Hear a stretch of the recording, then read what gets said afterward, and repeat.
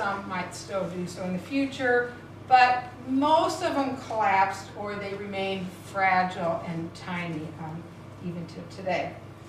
Now, I want to argue that those kind of fledgling groups, these kind of sort of there, sort of not there, not organizations, I'm going to call them groups, not organizations, because they really aren't very organized. They're important to study for a couple reasons.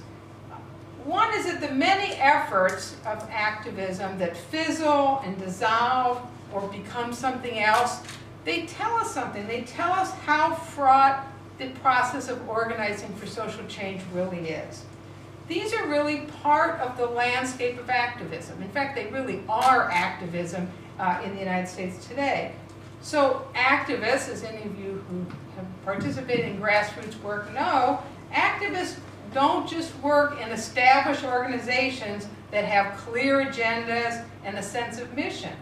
Activists spend a lot of time in groups that are groping for a focus, that can't pull themselves together, and that accomplish fairly little.